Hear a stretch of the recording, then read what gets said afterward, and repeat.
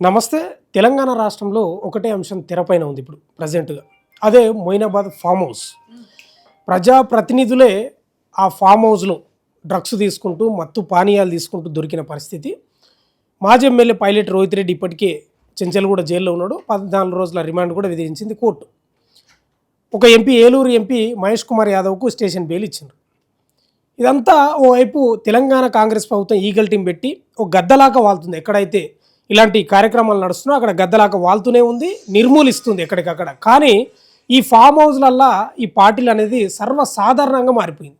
అయితే ఇప్పటికే ఇదే అంశంపై పైలట్ రోహిత్ రెడ్డికి చెంచల్గూడ జైల్లో ఉన్నాడు. అటు మహేష్ కుమార్ యాదవ్కు టీడీపీ షోకాజ్ నోటీస్ కూడా పంపింది. కానీ బీఆర్ఎస్ మాత్రం ఇప్పటివరకు నోటీసు పంపలేదు. ఇదే అంశం గురించి డిస్కస్ చేద్దాం. మన దగ్గర తెలంగాణ ఆర్య వైశ్య కార్పొరేషన్ చైర్మన్ కల్వ సుజాత గారు ఉన్నారు. మీ దృష్టికి వచ్చింటే మీరు కూడా మాట్లాడింది ఇంతకుముందు. మీ కాన్స్టిట్యున్సీలే. అసలు ఏంది, ఒక ప్రజాప్రతినిధులు అయ్యుండి సమాజానికి మంచి చెప్పాల్సింది పోయి ఇట్లా డ్రగ్స్ పార్టీలో, మందు పార్టీలో విందులు అసలు ఎట్లా చూస్తారు, ఏం మాట్లాడతారు దీని గురించి?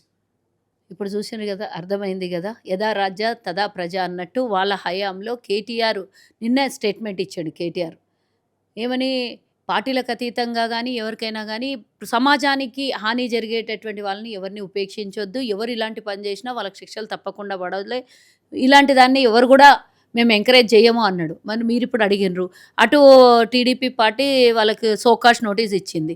మరి జైలుకు పోయినోనికి ఇంతవరకు షోకాజ్ నోటీస్ ఇవ్వకుండా ఇంకా మీడియా ముందు ఒకలాగా మాట్లాడి వెనకాల పార్టీలో మాత్రం సపోర్ట్ చేసినట్టే కనబడుతోంది కదా. మీరు ఎంకరేజ్ చేయకపోతే అప్పుడు ఎప్పుడైతే బీఆర్ఎస్ పార్టీలో ఉన్నాడో ఆయన పేరేంది రోహిత్ రెడ్డి, అప్పుడే ఆయన మీద ఎన్నో రకమైనటువంటి డ్రగ్స్ ఇష్యూలల్లో రకరకాల చోట ప్రమేయం ఉంది, రకరకాల మనుషులతోని ఈయనకి ఇన్వాల్వ్మెంట్ ఉంది. గతంలో ఏ ఫామ్ హౌస్లో అయితే వీళ్ళు ఆ రోజు కుమ్మక్కయ్యి 6 మంది ఎమ్మెల్యేలు కూర్చొని కుమ్మక్కయినరు, అదే ఫామ్ హౌస్లో పట్టుబడిన వాడికి దరిద్రమో మంచో తెలియదు ఆ ఫామ్ హౌస్ దరిద్రుడికి. కానీ ఆ ఫామ్ హౌస్లో ఈ దరిద్రుడు చేసేటటువంటి వికృత చేష్టలు, తాగుడు, తందనాలాడు, డ్రగ్స్ తీసుకున్నాడు, మత్తు పానీయాలు తీసుకున్నాడు, అన్నిటికన్నా మించి పోలీసు వాళ్ళు వస్తుంటే వాళ్ళ తమ్ముడు గన్ ఫైర్ చేయడం, ఇది ఎంతవరకు, ఇది ఏమి అఫీషియలా అన్అఫీషియలా?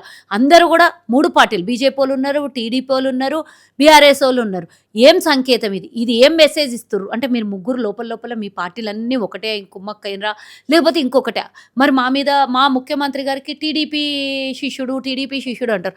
మరి మీ నాయకులు లోపల వాళ్ళతో చేస్తున్నాయని ఇవి లొల్లిలేంటిది? ఇది మంచి పని. పోనీ ఏదైనా మంచి కోసం మీరు సమావేశం అయినరు, సరే పొలిటికల్గా ఏమన్నా కూర్చొని డిస్కషన్ చేసుకుంటారు అంటే వేరే. తాగుడు, తందనాలు ఆడు, ఫామ్ హౌస్లలో ఉండు, రిసార్ట్స్లకు పోవడము, గతంలో ఆడి విషయాల్లో పబ్బులలో బాటిల్ పగలగొట్టి నెత్తి పగలగొట్టిన రోజులు వీడు వీని తమ్ముడు. ఇప్పుడు మళ్ళీ రిపీట్ అదే ఫామ్ హౌస్లో ఎప్పుడైతే బీజేపీ వాళ్ళు గాలం వేసి 6 మందినో 5 ఎవరినో ముగ్గురా 5 మంది 6 మంది ఆ రోజు ముగ్గురు అనుకుంటా, ఆ ఎమ్మెల్యేలందరూ కూడా పోయి 6 మంది అనుకుంటా, గువ్వల బాలరాజు కూడా ఉన్నాడు కదా అందులో రోజు, సంవన్ ఎవరో ఆడైతే మళ్ళీ పోయిండు బీజేపీలోకి. అంటే సంకేతం ఇచ్చిర్రు వాళ్ళు. అంటే మేము ఆ రోజు డిస్కషన్ చేసినాం, మేము పోవాలనుకున్నాం, పోయినామని ఉండొచ్చు. ఏది ఏమైనా కూడా తెలంగాణ సమాజంలో గత 10 ఏళ్లుగా తెలంగాణ వచ్చిన తర్వాత గతెన్నడూ లేనిది, దేశ స్వతంత్రం వచ్చినప్పటి నుంచి ఇప్పటి వరకు దేశంలో అందరి విషయము, అన్ని రాష్ట్రాల విషయం వదిలేస్తే నా హైదరాబాద్లో, నా తెలంగాణలో మంచి మనుషులు ఉన్నారు, అమాయక ప్రజలు ఉన్నారు. ఇలాంటి బానిస అంటే ఆరోగ్యపరమైన విషయాలలో ఏదైనా మన సాంప్రదాయంగా ఏదైనా తాగేది ఏదైనా ఉండి ఇక్కడ ఉన్నటువంటి వాళ్ళకి అలవాట్లు ఏమన్నా ఉంటే అది వేరే. డ్రగ్స్ అనేది మహమ్మారి, ఇది జీవితాలను పాడు చేస్తుంది, యువతను పాడు చేస్తుంది. ఆ మహమ్మారిలో ఎంతోమంది యువత పాడైపోతారు, ఎన్నో కుటుంబాలు నాశనం అయిపోతాయి, ఎంతోమంది అమాయకులు బలైపోతారు, ఎంతోమంది ఆడపిల్లలకు మానభంగాలు చేసినవి ఉన్నాయి. మనము హైదరాబాద్ని డ్రగ్స్ మాఫియాగా మార్చబోయేటటువంటి పరిస్థితికి తీసుకొని వచ్చినటువంటి కేటీఆర్ ఆ రోజు, మరి నువ్వు ఎట్లా పనిచేసినావు, నీ కింద ఉన్నటువంటి వాళ్ళు అట్లనే పనిచేస్తారు. నువ్వు నిన్న ఉచితంగా ఒక స్టేట్మెంట్ ఇవ్వడం కాదు, ఆచరణలో ఎక్కడైనా కనబడిందా? గతంలో ఎప్పుడన్నా నువ్వు హైదరాబాద్లో లేనటువంటి కొత్త ఆచారాన్ని తీసుకొని వచ్చి హైదరాబాద్కి అలవాటు చేసేపోయిన యువతకు ఉద్యోగాలు ఇచ్చేది మానేసి యువతని డ్రగ్లో దింపే మయం చేసిండు కేటీఆర్. ఇప్పుడు ఏం చేసిండు, నీ బాటలోనే ఆడు నడిచిండు. దుబాయ్లో మీకు తెలుసు అనుకుంటా, దుబాయ్లో ఒక అంటే అదే రెస్టారెంట్ ఓనరు అదే ప్రశ్న అడగబోతున్నా. కేదార్ అనే వ్యక్తి అతను దుబాయ్లో చనిపోయినప్పుడు కూడా ఇది పైలట్ రోహిత్ రెడ్డి కూడా అక్కడనే ఉన్నాడు అని తెలుస్తుంది. అయితే ఇప్పుడు మిడిల్ ఈస్ట్ లో జరుగుతున్న యుద్ధం వల్ల దుబాయ్ మీద కూడా బాంబులు వేయడం, మిసైల్ వేయడం, అక్కడ ఉన్న ఆస్తులను కాపాడడానికి లేకపోతే పంచుకోవడానికి ఇదే డిస్కషన్ గురించి అక్కడ ఫామ్ హౌస్ లో అనేది ప్రధాన వార్తాపత్రికల్లో వచ్చింది. మరి ఉండొచ్చు, మరి మేబీ ఉండొచ్చు. వీళ్ళందరికీ అప్పటికున్నటువంటి సంపాదన కానివ్వండి, అప్పుడు దోచుకున్నది కానివ్వండి, అప్పుడు జరిగినటువంటి వ్యవహారాల్లో మేబీ ఉండొచ్చు. దుబాయ్లో జరిగినటువంటి విధ్వంసాలు జరుగుతున్నాయి, ఆ డబ్బుని మళ్ళీ ఇంకెక్కడికి మార్చాలి, ఆ ఆస్తుల్ని ఇంకెక్కడ డైవర్షన్ చేయాలనే విషయంలో కూర్చుని ఉంటారు. దాంట్లో పాటుగా నిన్న నేను చదివింది ఏంటంటే 2 గ్రాముల కొకెన్ వీళ్ళ డ్రైవర్ దగ్గర, వీళ్ళ కారులో రోహిత్ రెడ్డి కారులో దొరికింది అని. వీళ్ళందరికీ డ్రగ్స్ అందరికి అలవాటు ఉన్నాయమ్మా, లేవు అనడానికి క్వశ్చనే లేదు. ఎందుకంటే గతంలో బెంగళూరులో దొరికిండ్రు, అప్పుడు ఒక సెలబ్రిటీ కూడా దొరికింది. ఆమె ఎవరు, రకుల్ ప్రీతి కూడా ఇందులో ఉన్నదని ఇంకో సెలబ్రిటీ, అప్పుడు బెంగళూరులో జరిగినటువంటి విషయంలో కొన్ని మంది సెలబ్రిటీల పేర్లు కూడా వచ్చినాయి. సో ఈ ఇష్యూలో కూడా ఎవరో ప్రియాంక రెడ్డి అనే ఆ లేడీ కూడా ఉందని కదా, దుబాయ్లో ఉండే ఈ లేడీని అనుకుంటా నేను. దుబాయ్లో కూడా ఇంకొక సెలబ్రిటీ వీళ్ళ రూమ్లోనే ఉండే, అంటే వీళ్ళున్న చోటనే ఉండే. రాత్రికి మరి ఏదో తిన్నరో తాగినరో, తర్వాత వచ్చిన స్టేట్మెంట్ ఏంటంటే పీకల దాకా తాగి చచ్చిపోయిండు అనే స్టేట్మెంట్ వచ్చింది. చంపినరో చచ్చిండో నీకు తెలిసి కథ. అక్కడదక్కడనే క్లోజ్ చేసిండ్రు. మన దేశం వ్యవహారం కాదు, మన దేశంలో మనం చెప్తే అక్కడ ఎంక్వైరీలు జరగవు. బట్ వీళ్ళకు దాచుకున్న ధనం ఇహత్ మూలం అన్నట్టు ఆడ దుబాయ్లో బాగా దోపిడీ చేసి దాచిపెట్టిన డబ్బు మస్తుంది. ఎట్లా మేనేజ్ చేసి బయటపడరో నాకు తెలియదు, కానీ మొత్తానికైతే అక్కడి నుంచి బయటపడి వచ్చిండ్రు. అయితే బీఆర్ఎస్ నుంచి కూడా ఒక స్టేట్మెంట్ వస్తుంది. వాళ్ళు బీఆర్ఎస్ వాళ్ళు కాబట్టి ఈగల్ టీం పోయి గద్దలాక వాలింది, కాంగ్రెస్ వాళ్ళ ఫామ్ హౌస్లోనే అక్కడ కూడా జరుగుతున్నాయి, అక్కడ ఎందుకు వాళ్తలేదు ఈగల్ టీం అనే ప్రశ్న కూడా ఎదురైంది. పట్టుకోమని చెప్పండి. ఎక్కడైతే అవినీతి కానివ్వండి, ఇలాంటి ఏదైతే ఆరోగ్యాన్ని చెడిపోయేది కానివ్వండి, యువతను పాడు చేసేది ఏడా ఉన్నా కూడా ఎవరిని కూడా ఉపేక్షించేది లేదని ముఖ్యమంత్రి గారు క్లియర్ కట్గా, చిన్న రేణు అంతున్నా కూడా ఈగల్ టీం వాళ్ళ మీద వాలిపోతుంది అని ముఖ్యమంత్రి గారు చెప్పిండ్రు. ఎవరున్నా కూడా వదిలేదు లేదు. మీరు అంటారు కదా, మీకు ఆధారాలతో సహా కంప్లైంట్ ఇవ్వండి, వచ్చి అక్కడ వాలిపోతారు, వాళ్ళు వచ్చి కూడా చేస్తారు. ఊరికే మాట్లాడు కాదు, లైవ్లో దొరికినా కూడా ఇంకా కవరేజ్ చేయడం ఎందుకు? మీరు అంటే టీఆర్ఎస్ వాళ్ళు మరి నిన్నేమన్నాడు, ఇది పార్టీలతో మేము ఎంకరేజ్ చెయ్యము అని అన్నవా లేదా? మళ్ళీ ఇప్పుడు టీఆర్ఎస్ వాళ్ళని తీస్తున్నావు అంటే డెఫినెట్గా నీ వాళ్ళని నువ్వు వెనకేసుకొస్తున్నావు అంటే నిన్న జరిగిన దానికి నువ్వు ఎంకరేజ్ చేస్తున్నావా చెప్పాలి. ఎంకరేజ్ చేస్తున్నారా? దొరికింది కదా, దాని మీద కుట్రతోనైతే చేయలేదు, ఆడెవరో డ్రగ్స్ పెట్టి చేయలేదు, లేకపోతే ముగ్గురు కలయికకు కాంగ్రెస్ కారణం కాదు కదా. మీరు 3 పార్టీలలో వచ్చి ఆడ కూర్చొని 10 మంది మీరు తాగుడు తందనాలు ఆడారు. ఆ పార్టీ మీటింగ్కి కాంగ్రెస్ అయితే కారణం కాదు కదా, దొరికిండ్రు కదా. మాకు ఇన్ఫర్మేషన్, ఇంటెలిజెన్స్ రిపోర్ట్ ఉంటే వెళ్తారు కదా, డెఫినెట్గా ఈగిల్ టీంకి రిపోర్ట్ ఉంటుంది, ఎక్కడ ఏం జరుగుతున్నది అనే సమాచారం, ఎక్కడ ఏం జరుగుతుందో వాళ్ళు చూసుకుంటారు. అంటే కేటీఆర్ కూడా స్పష్టత ఇచ్చిండు, నేను వ్యతిరేకం డ్రగ్స్కు అనేది స్టేట్మెంట్ ఇచ్చిండు. గాంధీ భవన్లోనే దిష్టి బోధన చేసి అసలు ఆయనకి ఏం సంబంధం? పైలట్ రోహిత్ రెడ్డి ఆయన ఏదో ఆయన వేసుకున్నాడు, ఇప్పుడు కేటీఆర్కి ఏం సంబంధం? ఆయన దిష్టి బొమ్మ ఎందుకు తలగేయాలి? గాంధీ భవన్లో బల్మూరి వెంకటు, తర్వాత శివచరణ్ రెడ్డి వీళ్ళు అలవాటు చేసింది వాళ్ళే కదా.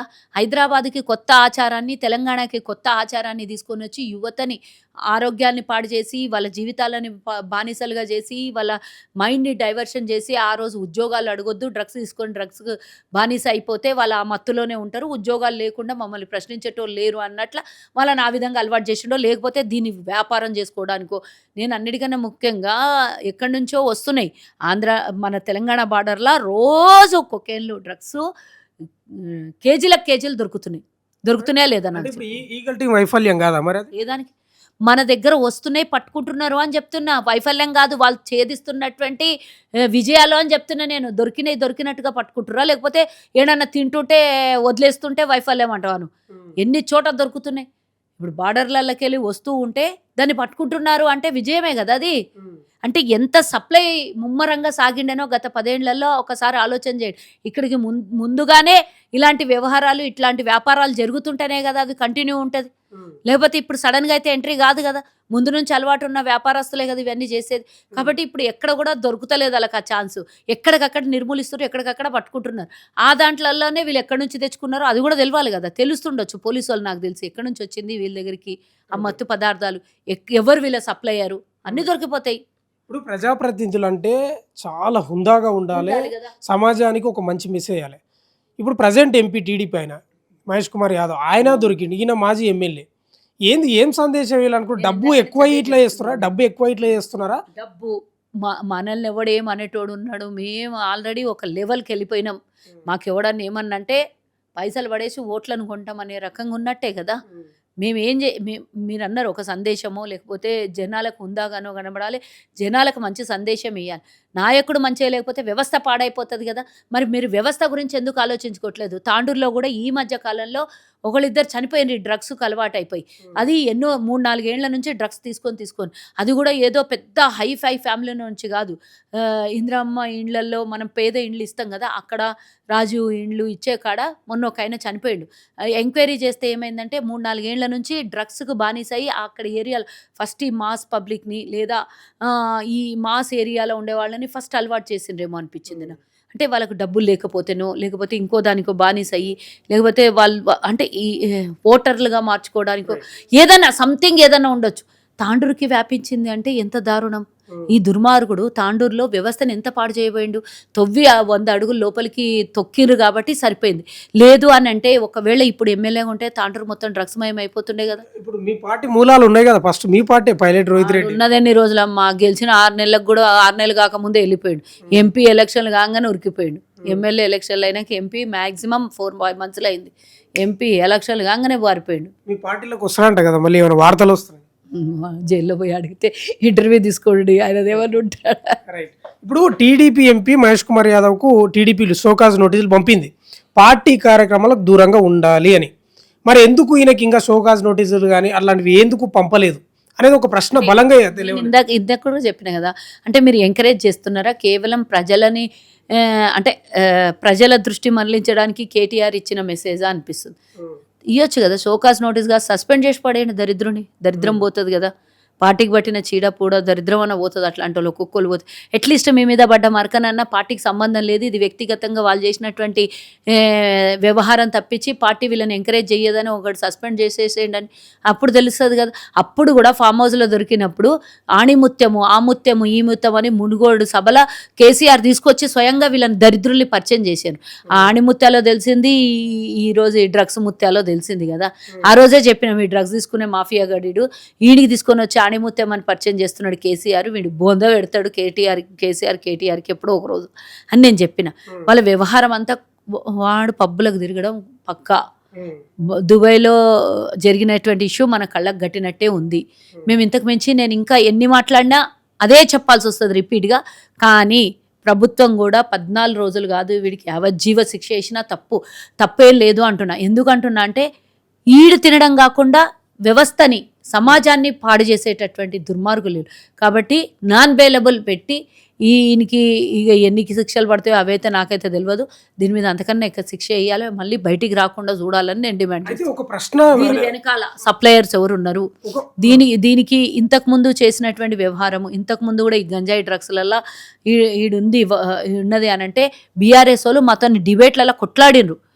మీకు దొరికినాయా ఆధారాలు దొరికినాయా ఆ రోజు డబ్బు పెట్టి ఎవరు ఇప్పుడు నువ్వే అన్నావు కదా దిష్టి బొమ్మను ఎందుకు తగలబెట్టిన కేటీఆర్ది అని అంటే ఆ రోజే మొక్కై వంగందే మానై వంగున అన్నట్టు ఆ రోజే ఈ మొక్కను తుంచేసింటే ఈ రోజు మీకు పార్టీకి పట్టిన దరిద్రం కూడా పోతుండే కదా.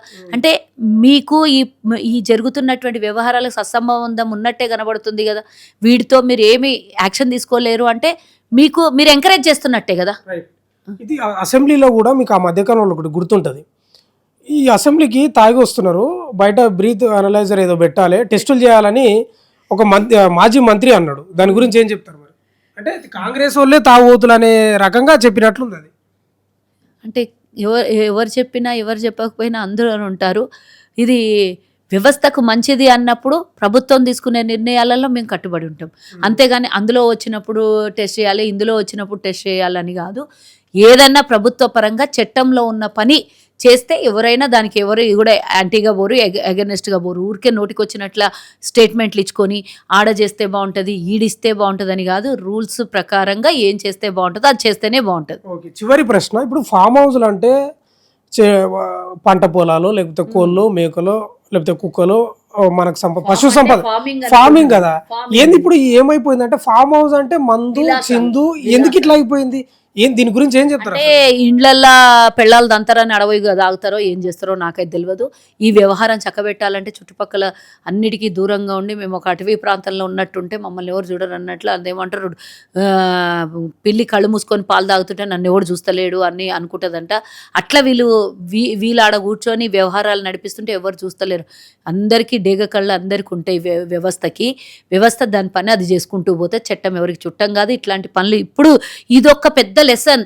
తెలంగాణలో ఎవడైనా సరే, ఎంతటి వాడైనా సరే, ఇట్లాంటి వేషాలు వేసినోడికి తప్పకుండా ఇలాంటి ఇంతకన్నా ఎక్కువ శిక్షలు పడతాయి. ఈ హైదరాబాద్ కాదు తెలంగాణలో ఈ డ్రగ్స్ అనేది నడవనియొద్దు. డ్రగ్స్ వస్తే ఏం జరుగుతుందో అనేది ఇప్పుడు ఒక సూచన అయితే ఇచ్చినట్టు కనబడుతుంది.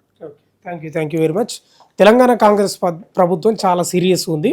అందులో భాగంగానే ఈగల్ టీం ఇదే పని మీద ఉంటుంది. ఇప్పుడు తెలంగాణలో పూర్తిగా డ్రగ్స్ నిర్మూలించాలనే ఒకే ఒక లక్ష్యంతో ప్రభుత్వం పనిచేస్తుందని కల్వ సుజాత గారు చెప్తున్న పరిస్థితి కనిపిస్తూ ఉంది. ఇది డిస్కషన్. చూస్తూనే ఉండండి మన తొలి వెలుగు.